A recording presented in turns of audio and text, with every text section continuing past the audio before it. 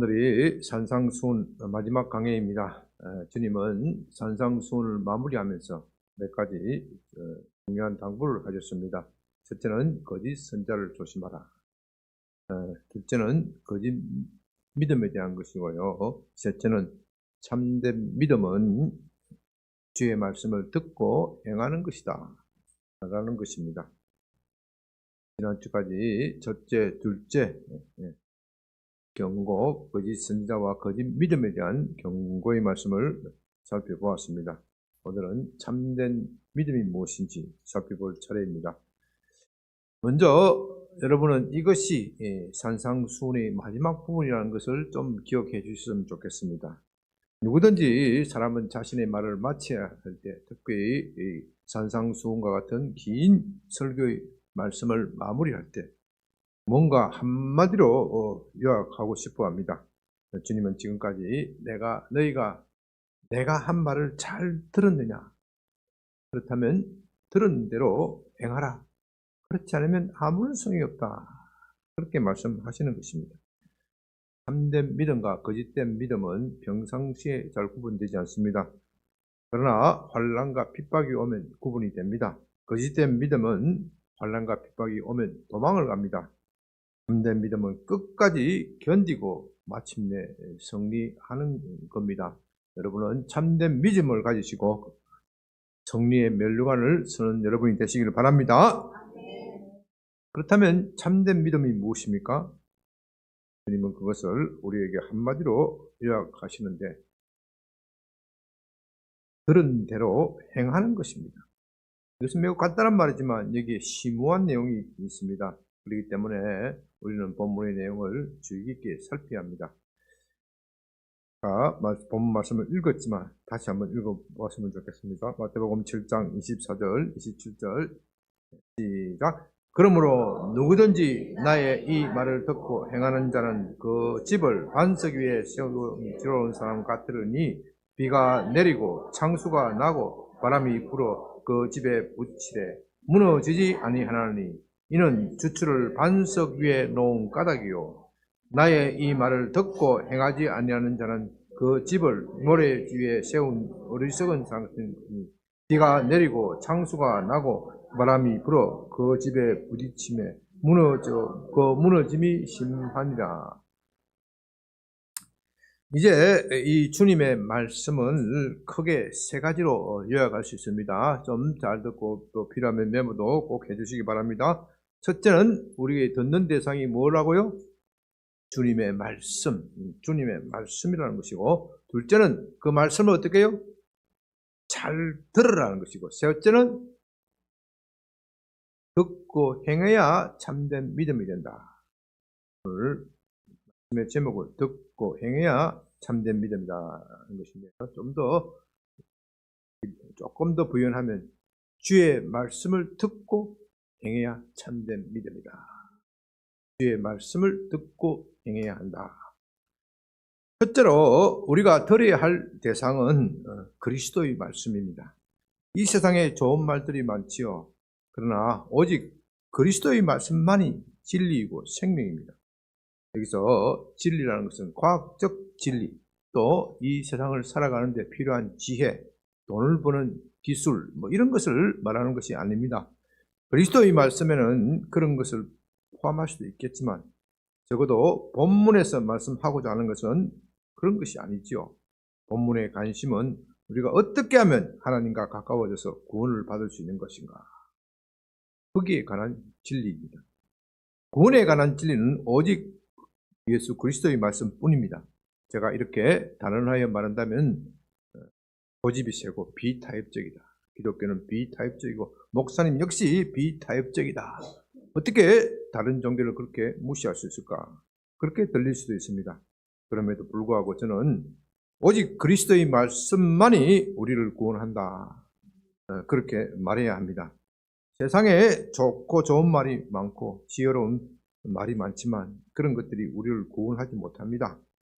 왜냐하면 그렇게 지혜롭고 좋은 말을 한 사람도 내 말을 들어야 생명을 얻을 수 있다. 내 말을 들어야 하나님께 갈 수 있다. 그렇게 확실하게 단언하여 말하는 사람은 아무도 없기 때문입니다. 예를 들어서 이 공자는요, 동양의 현인 공자는 제 아들이 묻습니다. 사람이 죽어서 어떻게 됩니까, 선생님? 그렇게 물을 때 내가 사는 일도 다 알지 못하는데 죽은 후의 일을 어떻게 알겠느냐? 그렇게 대답합니다. 공자의 이 말씀은 참으로 솔직한 대답이죠. 그런 점에서 그는 지혜자임이 틀림없습니다. 소크라테스의 말대로 소크라테스는 너 자신을 알라고 했는데 너 자신을 아는 사람이 지혜로운 사람이다. 그렇게 말했는데 그는 참으로 자기 자신을 아는 분이고 그런 점에서 지혜자입니다. 내 말이 진리이고 내 말을 들어야 구원을 얻을 수 있다. 그렇게 말한 분은 오직 예수님 뿐입니다. 아니면 미치광이든지. 우리는 이런 예수님의 주장 앞에서 두 가지 선택만 할 수 있습니다. 그의 말을 듣고 믿을 것인가? 아니면 거부할 것인가? 사람들은 그 중간지대가 있다. 그렇게 생각하지만 그런 것은 없습니다. 다시 말씀드립니다. 주님의 말씀을 받아들이든지 말든지 둘 중 하나를 선택해야 합니다. 이제 이 말씀을 듣고 있는 사람들은 예수를 그리스도로 알고 있는 그런 사람들입니다. 그리스도가 누구입니까? 그리스도는 하나님이 보내신 분입니다. 아니, 그것을 넘어서는 분입니다. 그리스도는 곧 하나님이십니다. 그래서 예수님은 요한복음 14장 9절에서 나를 본 사람은 곧 하나님을 본 것이다. 그렇게 단정하여 말씀하십니다. 이 세상에서 존경받는 선생님들 중에서 누가 이처럼 자기 자신에 대하여 단언하여 말한 사람이 어디 있습니까? 동서고금을 막론하고 모든 철학자와 종교 사상가들 가운데서 미치광이 빼고 그렇게 확실하게 말한 사람은 어디 있습니까? 오직 예수님 뿐입니다. 또 마태복음 17장 5절에서는 하나님께서 직접 제 아들에게 너희는 나의 사랑하는 아들 이 예수의 말을 들으라 그렇게 직접 말씀하셨습니다. 그러므로 이 말에 대하여 우리는 받아들이든지 아니면 거부하든지 둘 중 하나를 선택해야 합니다. 그 중간지대는 없습니다. 우리가 그리스도의 말씀을 듣는 것이 중요한 이유는 그래야 믿음이 나오기 때문입니다. 다시 강조드립니다. 그래야 무엇이 나온다고요? 믿음이 나옵니다. 사람들은 우리가 어떻게 하면 믿음을 가질 수 있습니까? 책도 쳐다보고 뭐도 쳐다보고 뭐 여러 가지 많이 하지만 성경은 그리스도의 말씀을 들을 때 우리에게 믿음이 생기는 것이다. 그렇게 말합니다. 우리의 신앙은 우리가 상상하거나 추론해서 이것이 옳다 그렇게 해서 믿는 것이 아닙니다. 하나님이 말씀하시니까 믿는 것입니다. 그런 점에서 기독교는 이 세상의 종교나 철학, 사상 그런 것들과 확연하게 구분됩니다. 그들은 하나님이 말씀하셨다 그렇게 말하지도 않고 또 그것을 믿지도 않습니다. 그 대신 자신의 이성적 추론이나 사유, 내가 깊이 생각한 결과 이 진리에 도달하였다 그렇게 주장합니다. 또 신비 종교를 신비를 주장하는 종교에서는 자신의 신비한 체험 또는 직관 그런 것에 도달하여 진리에 도달하였다고 말하기도 합니다. 그것이 어떤 경우이든 그들이 믿는 근거는 자신의 체험, 사람의 말, 이성, 직관 이런 것일 뿐입니다. 그들은 그것을 복잡하게 말하지만 결국은 자신의 사유, 자신의 능력으로 거기 진리에 도달하였다 그런 것일 뿐이죠. 그러나 기독교 신앙은 먼저 하나님이 말씀하시는 것으로 시작합니다. 먼저 하나님이 인간에게 오시는 것으로 시작합니다. 우리는 먼저 하나님이 말씀하시지 않으시면 하나님을 알 수가 없습니다. 물론 우리는 하나님이 지으신 이 자연 만물을 바라보면서 거기 하나님이 계신다는 것을 알 수가 있습니다. 그러나 그것으로는 너무도 희미하고 부족합니다. 거기 계신 하나님께서 나를 사랑하시는 것인지 도대체 나라는 존재에 대해서 관심이나 가지고 계시는 것인지 어떻게 하면 그 하나님을 만날 수 있을지 우리는 도무지 알 수가 없습니다. 그래서 사람들은 막연한 추측을 하거나 자기 상상에 지어내어 우상을 숭배합니다. 자기 방식으로 종교나 철학을 만들어서 하나님께 도달할 수 있다, 그렇게 주장합니다. 그러나 그것은 모두 사람의 머리나 손에서 나온 것이기 때문에 추측에 불과한 겁니다. 궁극적인 진리, 구원에 이르는 진리는 어디까지나 하나님이 우리에게 말씀해 주셔야 알 수 있는 겁니다. 하나님의 말씀이 우리의 신앙의 확실하고 최종적인 근거입니다. 그렇다면 하나님은 우리에게 어떻게 말씀하십니까? 중요한 포인트입니다. 하나님은 우리에게 어떻게 말씀하십니까? 여기에 대하여 히브리서 1장 1절에서 2절은 하나님은 그리스도가 오시기 전에는 여러 가지 다양한 방법으로 말씀하셨지만 그리스도가 오신 후에는 그리스도를 통하여 말씀하신다, 그렇게 기록하고 있습니다. 따라서 예수님의 말씀이 곧 하나님의 말씀입니다. 그래서 앞에서 말씀드린 대로 하나님은 우리에게 그리스도의 말씀, 예수의 말씀에 복종하라, 순종하라, 그렇게 말씀하십니다. 이제 여러분은 하나님이 어떤 분인지 아시고 싶다면 예수님을 살피고 그분을 연구하면 되는 겁니다. 그러므로 어떤 말씀이 하나님의 말씀인지 아닌지 하는 궁극적인 기준은 예수 그리스도입니다. 예수 그리스도를 정확하게 소개하고 그분을 높이는 것이야말로 하나님의 말씀입니다. 그렇지 않으면 하나님 말씀이 아닙니다. 우리 중에 어떤 위대한 사람, 지혜로운 사람이 나타나서 아무리 좋은 말을 한다고 하더라도 그리스도와 관계없는 말, 그리스도를 잘못 소개하면 그는 거짓 선지자입니다.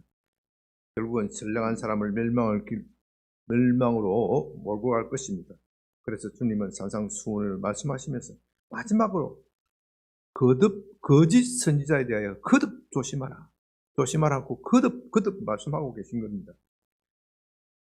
이제 이것을 종합하는 것이 바로 로마서 10장 17절입니다. 로마서 10장 17절, 매우 중요한 구절입니다.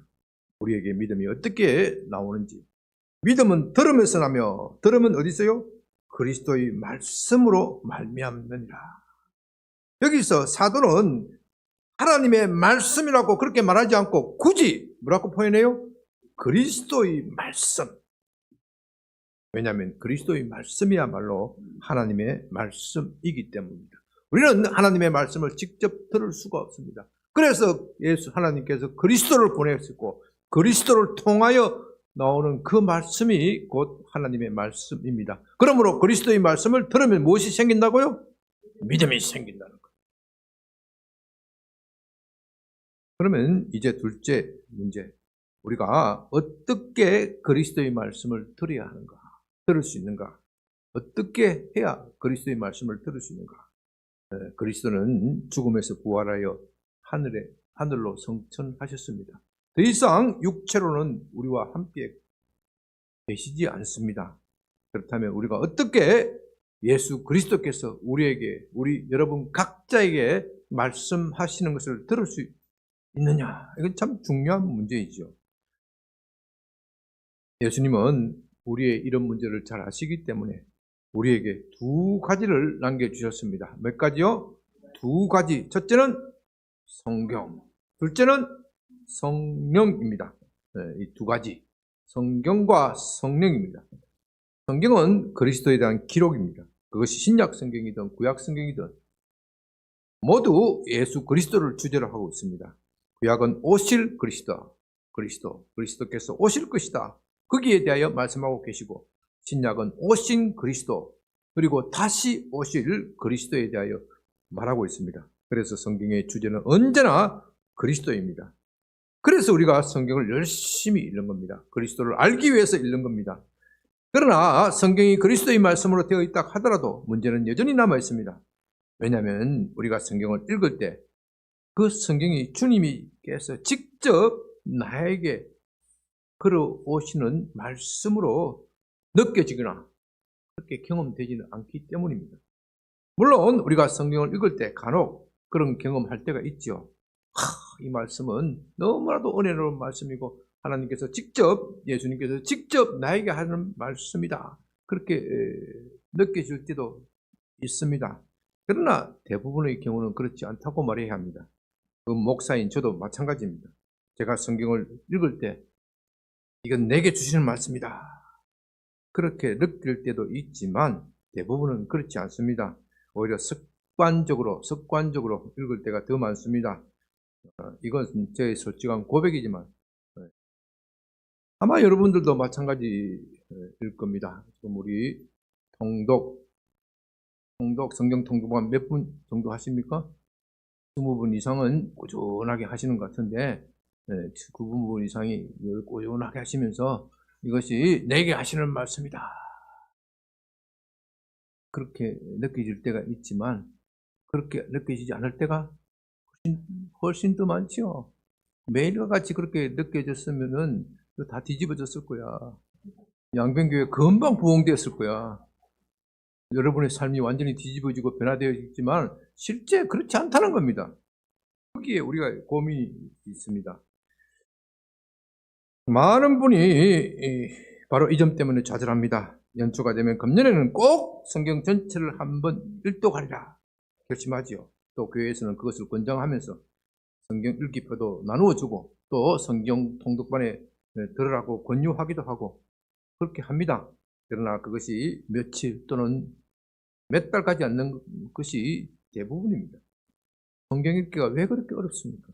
그 이유는 우리가 성경을 읽더라도 하나님이 직접 나에게 말씀하시는 것, 하나님을 직접 만나는 것을 경험하는 것은 매우 드물기 때문입니다. 그건 참 안타깝지만 우리가 솔직히 인정해야 할 것 같습니다. 우리가 성경을 읽을 때마다 하나님이 직접 내게 말씀을 걸어오는 것을 느낀다면, 희열을 느끼고 기쁨을 느낀다면 1년에 1독이 문제겠습니까? 3독, 4독, 하루 종일 읽을 것입니다. 그러나 이런 상태가 비정상적인 것도 아니고 또 힘들다고 해서 포기할 일도 아닙니다. 그런 점에서 하나님의 말씀을 찾는다는 것은 광산에서 금을 캐내는 것 같습니다. 우리는 성경이라는 광산에서 금을 찾아내야 합니다. 여러분은 금이 광산에 그저 늘려있다, 주스면 된다, 그렇게 생각해서는 안 됩니다. 금광맥을 발견하는 것 얼마나 대단한 일입니까? 미국의 서부 계측이 골드러시라는 것이 있잖아요. 금광맥을 찾아서 서부로 가는 거죠. 금광맥을 발견하면 노다지가 뭐예요? 그것이 뭐예요? 노터치, 노터치에서 손대지 말아야 돼요. 그 엄청난 부귀와 영화를 걸머칠 수 있는데 그 금광맥을 발견했다고 해서 끝나는 것이 아니란 말입니다. 그 금광맥에서 금을 추출하기 위해서는 정말 많은 노력이 필요합니다. 강부가 그 광맥을 캐내고 그것을 잘게 쪼개 필요 없는 돌과 금의 함유량이 많은 돌을 구분합니다. 그리고 마지막에는 수천 돌을 넘나드는 용광내에 집어넣어야 합니다. 그래야 우리가 원하는 순금을 얻을 수 있는 것이죠. 그와 같이 우리는 성경이라는 이 광맥을 가지고 실험해야 합니다. 하나님의 말씀을 쉽게 얻을 수 있다, 그렇게 생각하지 마시기 바랍니다. 하나님의 말씀은 생명과 장수와 부귀와 영화이지만 그것을 얻기 위해서는 우리가 땀을 흘려야 합니다.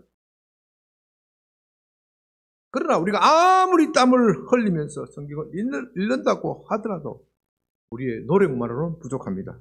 성경은 영이신 성령께서 쓰신 것입니다. 물론 인간 저자가 쓴 것이긴 하지만 그 배후에서 성령께서 사람에게 감동을 주셨기 때문에 기록되어 지금 우리의 손에 있는 겁니다.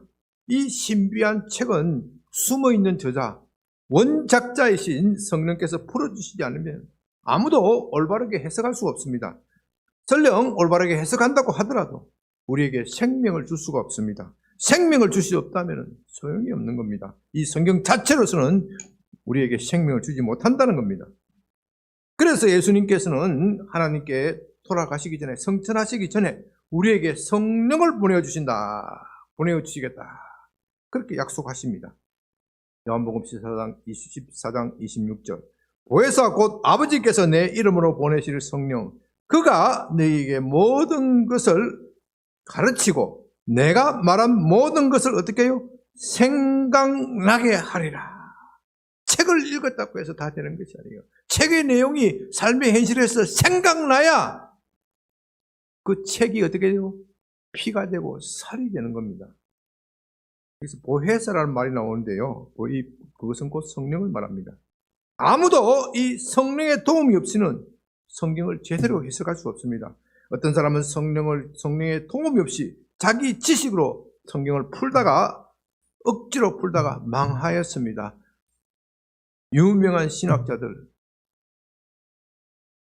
신학 교수들, 성령 받지 못하고 성경을 해석하다가 얼마나 많은 영혼들을 죽이는지 모릅니다. 또 어떤 사람은 성령의 도움이 아니라 악한 영의 조종을 받아 억지로 풀다가 망합니다. 그러므로 여러분은 성경을 읽을 때 참으로 경건한 마음으로 성령의 도움을 구해야 합니다. 그렇지 않으면 그렇게 읽으면 성경의 말씀이 새롭게 다가올 것입니다. 때로는 깨닫지 못하던 그 말씀이 귀에 속속 들어오는 것을 체험하게 될 것입니다. 그렇다고 해서 대충 읽지 마시기 바랍니다. 그건 별로 도움이 되지 않습니다. 성경의 지식을 찾는 데는 도움을 줄 수 있겠지만 우리가 성경의 지식도 필요하기 때문에 그것이 전혀 필요 없다, 그렇게 말씀드리지는 않겠습니다. 정말 성경 속에서 내가 하나님의 말씀을 발견하고 이것이 내 영의 양식이 되려면은 시간을 가지고 성령께 도움을 구하면서 읽어야 합니다. 이와 관련해서 우리가 어떻게 성경을 읽을 것인가 아주 중요한 문제입니다. 그냥 많이 읽는다고 해서 되는 게 아니에요. 이 성경에 어떻게 성경을 읽느냐에 따라서 주님의 음성을 자주 들을 수 있고 들을 수도 있고, 또 성경을 많이 읽지만 전혀 음성을 들을 수 없는 경우도 있습니다. 오늘 이 점에 대해서 상세하게 말씀드릴 시간이 없습니다. 이제 12월부터 시작하는 말씀 기도 시리즈에서 이런 점에 대해서 아주 상세하게 말씀드리려고 합니다. 그러나 하나님이 말씀하시는 방법, 하나님이 우리에게 말씀하시는 방법은 이 성경 읽기에만 있다, 그렇게 고착해서도 안 됩니다. 정말로 하나님은 우리에게 다양한 방법으로 말씀하실 수 있고 또 그렇게 하십니다. 어떤 사람은 극단적인 보수주의에 선 사람은 오직 성경만 가지고 하나님 말씀하신다, 그렇게 주장하는데요. 그렇게 주장하는 사람들은 하나님이 하시는 일을 그만큼 제약하기 때문에 그 사람의 삶이, 그리스도인의 신앙생활이 그만큼 피곤해지고 몸이 건조해집니다. 하나님은 다양한 방법으로 말씀하실 수 있는데 꿈이나 환상, 계시, 또 중요한 것은 환경을 통하여 말씀하십니다. 그렇기 때문에 성경이 완성된 오늘날에는 오직 성경만 가지고 말씀하신다, 그런 주장에 대해서는 우리가 경계해야 합니다. 성경에는 그런 말을 지지하는 구절도 없고 또 교회사를 살펴보아도 하나님이 정말로 다양한 방법으로 말씀하신다는 것은 쉽게 알 수 있는 일입니다. 대표적인 것이 꿈과 환상입니다. 하나님은 오늘날에도 꿈과 환상을 통하여 말씀하실 수도 있고 또 예언의 은사를 가진 분을 통하여 말씀하시기도 합니다. 그런데 여기에 주의해야 할 것이 있습니다. 성경 이외에서 말씀하시는 것은 너무나도 불완전하다는 겁니다. 성경을 통하여 말씀하시는 것도 불완전하게 알아듣는데 꿈이나 환상은 더욱 그렇습니다. 이 말은요, 제가 성경의 계시가 성경이 불완전하다는 뜻이 아닙니다. 성경은 완전하지만 우리가 제대로 못 알아듣는다, 그렇기 때문에 항상 불완전한 겁니다. 가장 완성된 계시인 성경을 우리가 오해하여 실수하는 경우가 얼마나 많습니까? 그에 비하여 정말 불완전한 꿈, 환상, 예언의 은사는 더욱 그런 겁니다. 저희 경우도 가끔 계시적인 꿈을 꿉니다. 그러나 그 꿈은 대개 매우 모호합니다.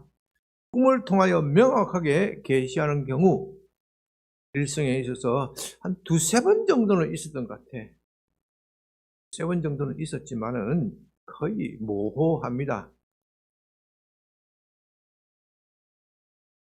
성경에도 그렇게 기록하고 있습니다. 이집트의 왕 바로가 두 번 꿈을 꾸었지요. 그 꿈은 앞으로 이집트에 7년 대풍년이 들고 또 이어서 대흉년이 있을 것이다. 이집트의 장래가 걸린 일입니다. 바로는 그 꿈을, 이집트의 왕 바로는 그 꿈을 도무지 해석할 수 없었습니다. 왜? 그 꿈이 너무나도 모호하게 되어 있기 때문에. 하나님의 계시에 능통한 요셉을 통하여만 해석할 수 있었습니다. 하나님의 계시에 능통하다는 말은 요즘 말로 하면 성경에 능통한 사람, 성경학자 요셉을 통하여 해석할 수 있었습니다. 그와 같이 꿈이나 환상은 언제나 성경을 통하여 재해석되어야 합니다. 그렇지 않으면 그 꿈이나 환상만 쫓다가 망한 사람이 한둘이 아닙니다. 무엇보다도 꿈이나 환상은 성경을 잘 모르거나 성경의 계시를 잘 못 알아들을 경우에 주시는 보조적인 수단이다. 그렇게 생각해야 합니다. 사도의 경우가 그렇습니다. 사도 바울이 얼마나 성경을 잘 알고 성경에 박식합니까? 그러나 그가 성경을 읽었어도 하나님의 뜻을 잘 몰랐다는 말입니다.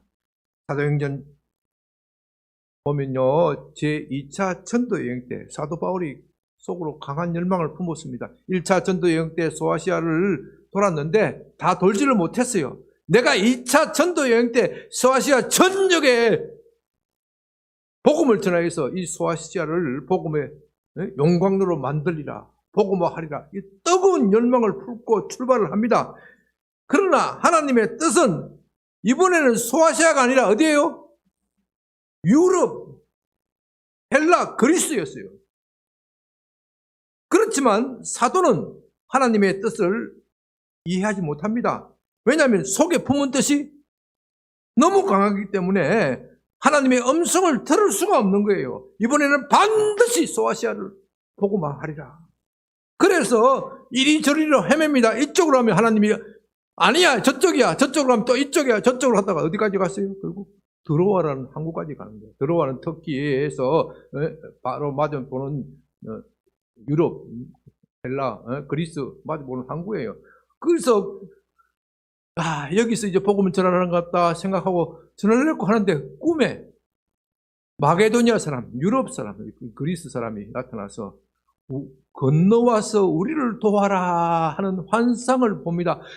야, 하나님의 뜻이 여기가 아니라 어디요?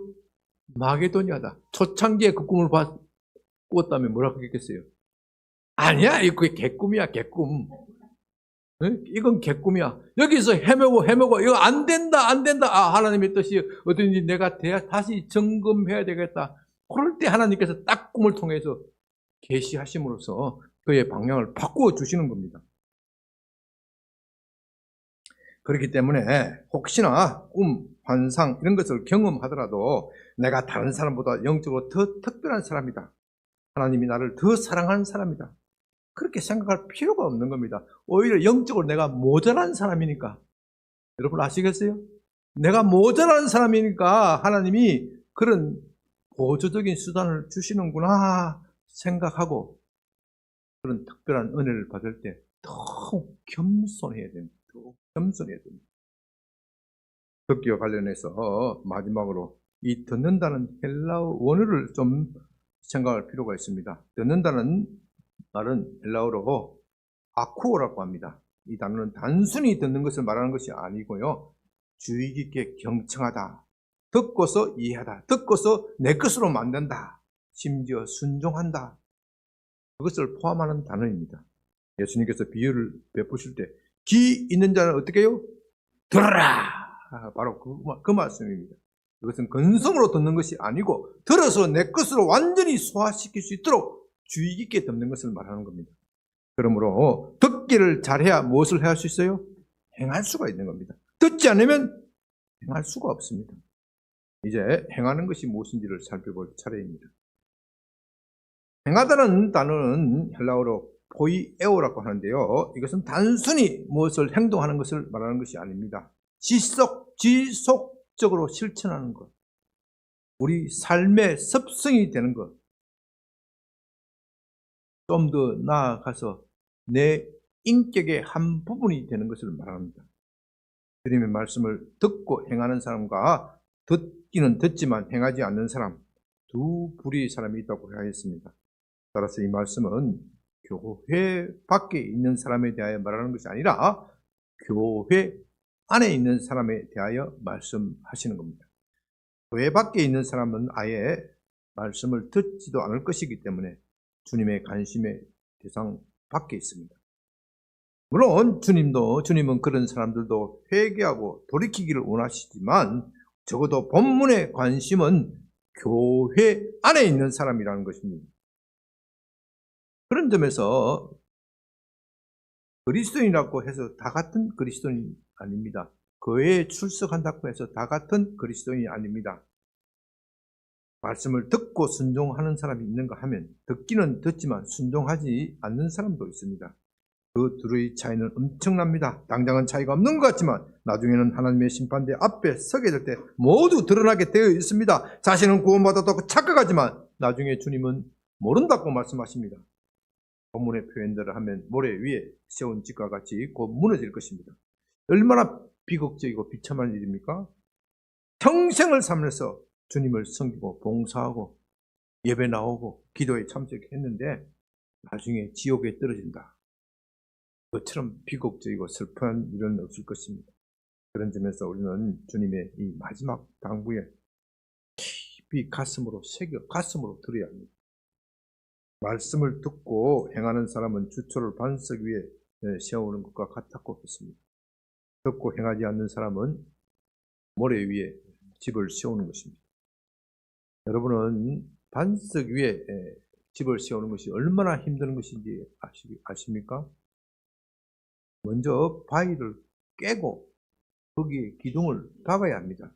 매우 힘들고 고된 작업입니다. 그러나 반면에 모래 위에 집을 세우기는 쉽습니다. 그냥 기둥을 땅에 꽂기만 하면 되는 것이죠. 반석 위에 세운지 모래 위에 세운지 평상시에는 표시가 나지 않습니다. 둘 다 그 위에 집이 세워져 있기 때문에 밑바닥이 무엇으로 되어 있는지 알지 못합니다. 그러나 비가 내리고 홍수가 나고 바람이 불면 판가름 나는 겁니다. 반석 위에 세운 집은 그런 비바람에도 끄떡없이 버텨냅니다. 그러나 모래 위에 세운 집은 곧 땅이 꺼지고 집이 무너집니다. 그렇게 집이 무너지면 재산적으로도 엄청난 손해를 보겠지만 사람의 생명도 위험해질 수 있습니다. 그와 같이 우리의 믿음에도 시련이 있습니다. 시련은 반드시 옵니다. 여러분은 예수 믿는다고 해서 쉽게 천국에 갈 수 있다. 그렇게 생각하지 마시기 바랍니다. 예수님은 우리의 구원자이시고 우리의 반석이지만 믿음의 시련도 우리를 견뎌내어야 합니다. 오늘날 한국교회가 숫자는 많지만 사회에 대해 영향력이 미미하게 된 것, 바로 이 점을 놓치기 때문입니다. 사도행전 14장 22절에서 사도는 우리가 하나님에 들어가려면 많은 환난을 겪어야 한다. 그것을 강조하고 있습니다. 이런 구절은 오늘날 한국교회 강단에서 설교하는 너무도 다른 겁니다. 너무도 많은 목사님들이 쉬운 복음만 전하고 있습니다. 또 우리는 너무도 쉽게 천국에 가려고 하고 그렇게 쉽게 설교하는 사람을 쫓아갑니다. 성도들이 그것을 좋아하기 때문에 목사도 덩달아 그런 설교를 하는 것이지요. 그렇다고 해서 제가 책임이 성도들에게 있다. 그런 뜻은 아닙니다. 우리 모두 깊이 반성해야 합니다. 다시 주님의 말씀에 경청해야 합니다. 그런 점에서 한국교회는 주초를 다시 놔야 합니다. 모래 위에 세운 집을 걷어내고 반석 위에 집을 세워야 합니다. 믿고 행함을 가르쳐야 합니다. 믿는 것과 행하는 것이 따로 있는 것이 아니라 하나라는 그것을 가르쳐야 합니다. 관련해서 참 한국교회 한때 제자 훈련이 엄청나게 붐이 불었죠. 그러나 오늘날 와서 제자 훈련은 실패했다. 제자 훈련은 실패했다. 제자 훈련이 성경 공부에 그쳤고 행하는데 가르치지 못했다. 한때 제자 훈련에 굉장히 관심을 가지고 제 자신이 제자 훈련을 열심히 받았고 또 열심히 교회를 개척해서 하려고 하였습니다. 잘 안 되더라고요. 잘 안 되더라고요. 왜 안 될까? 80년대, 90년대는 됐지만은 2000년대에 넘어와서 제자 훈련이 안 되더라고요. 저만 그런 것이 아니고 다른 교회도 마찬가지. 공통적인 안 되더라. 목사님들 만나보면 안 되더라. 제자 훈련은 끝났다. 안 되는 것이 무엇이냐? 듣기만 하고 행함이 없기 때문에 제자 훈련 받은 사람이 삶이 달라져야 됩니다. 삶의 변화가 없다. 솔직한 고백이었습니다. 그래서 지금 와서 다시 생각해 보면은 제가 교회를 개척하고 제자 훈련을 실패한 것에 대해서 얼마나 감사한지 모릅니다. 제가 제자 훈련을 성공했다면 그 멋지게 지어놓은 집 털어버리고 어떻게 해요? 다시 세워야지. 제자 훈련에서 다시 말해서 우리 교회가 멋지게 부흥하고 우리 건물도 명강빌딩도 다 사버리고 했으면은 이거 허물기가 얼마나 어렵겠어요. 제가 훈련 실패를 했으니까 다시 시작하기가 얼마나 편한지 모르겠어요. 주님이 저렇게 그렇게 은혜를 주시니까 너무 감사한 거야. 아멘. 이럴 때는 아멘 해도 돼. 우리 다시 시작하자고. 다시 주의 말씀을 듣고 행하는 것. 듣는 것과 행하는 것이 별개가 아니라 하나다. 우리가 어떻게 주님의 말씀을 우리 힘으로 지킬 수 있겠습니까? 우리는 연약하고 세상은 악합니다. 우리가 하나님 뜻대로 살고자 해도 세상은 우리를 그대로 내버려두지 않습니다. 온갖 술책으로 우리를 방해합니다. 디모데후서 3장 12절에서는 무릇 경건하게 살고자 하는 사람은 박해를 받을 것이다. 박해를 받게 되어 있습니다. 문제는 우리가 그것을 견딜 힘이 없다는 겁니다. 그래서 사람들은 쉽게 좌절합니다. 예수 믿어도 안 돼. 오히려 박해만 심하고 고난만 와. 이건 이 길이 아닌가 봐. 쉽게 포기하지요. 또 어떤 사람은 율법주의 함정에 빠집니다. 율법주의란 주님의 말씀을 내 힘으로 성취하려는 것을 말하는 겁니다. 그런 점에서 주님의 말씀은 참으로 우리가 이해하기 어려운 점이 있습니다. 듣는 것과 그것은 주님의 말씀을 우리의 힘으로 지키려고 하면 할수록 말씀은 점점 더 멀어지는 거예요. 마치 무지개와 같습니다. 가까이 가면 갈수록 더 멀어지는 겁니다. 간음을 하지 말라, 마음에 음심을 품지 말라 하는 말씀을 실천하기 위해서 금식하면서 심지어 40일까지 금식하면서 절제된 생활을 합니다. 그렇게 하면 간음하지 말라는 말씀을 어느 정도 지킬 수가 있어요. 그러나 다른 쪽에서는 교만이 스물스물 기어 들어옵니다. 내가 이렇게 열심으로 율법을 잘 지키는 사람, 그것을 과시하고 싶어 합니다. 그러면서 율법을 지키지 못하는 사람을 멸시합니다. 하나님께 대하여도 하나님의 은혜를 기억하기보다는 내가 이렇게 열심을 다했으니까 하나님께서 내게 복을 주시는 것은 당연한 겁니다. 그렇게 주장하게 되는 것이죠. 이런 율법주의의 병에 걸리면 교만에 빠지는 것은 시간 문제입니다. 그렇게 되면 우리는 율법에서 말하는 가장 중요한 의와 신을 버리게 되는 겁니다. 본문의 말씀대로 한다면 듣고 행하는 것이 아니라 듣기만 하고 행하지 않는 사람이 되는 겁니다. 그것이야말로 반석 위에 집을 세우는 것이 아니라 모래 위에 세우는 것이 됩니다. 그렇기 때문에 우리에게는 믿음이 필요합니다. 내가 주님의 말씀을 듣고 행할 때 주님께서 나를 도우신다는 그 믿음이 필요합니다. 당장은 손해보는 것 같지만 끝내는 이 고난을 복으로 돌리실 것이다. 그 믿음입니다. 믿음은 또한 은혜입니다. 내가 믿기만 하였는데 나를 도우시고 일하시니 어떻게 은혜가 아닐 수 있겠습니까? 그래서 믿음은 자기를 자랑하지 않는 겁니다.